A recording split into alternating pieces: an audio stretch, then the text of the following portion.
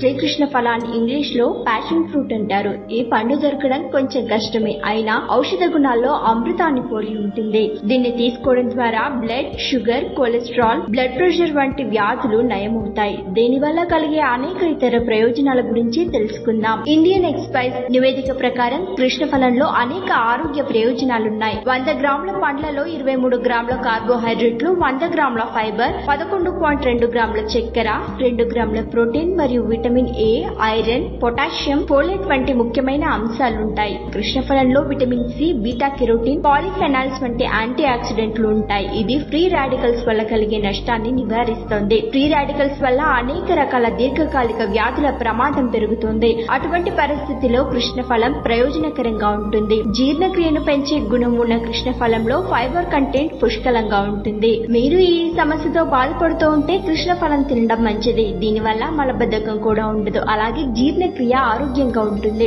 ఇది రోగ నిరోధక శక్తిని పెంచడంలో కూడా ప్రభావవంతంగా పనిచేస్తుంది. కృష్ణ ఫలంలో విటమిన్ సి పుష్కలంగా ఉంటుంది. ఇది రోగ నిరోధక శక్తిని పెంచడంలో ప్రయోజనకరంగా ఉంటుంది. రక్తపోటును నియంత్రించే శక్తి ఉన్న సోడియం, హై పొటాషియం కృష్ణ పండులో పుష్కలంగా ఉంటాయి. ఈ గుణాలు గుండె ఆరోగ్యాన్ని బాగా ఉంచుతాయి. అంతేకాక అన్ని రకాల గుండె జబ్బులను నివారించడం కూడా దీనికి సాధ్యమే. సెరోటిన్ మరియు ట్రిప్టోఫాన్ వంటి సమ్మేళనాలు కృష్ణ ఫలంలో కనిపిస్తాయి.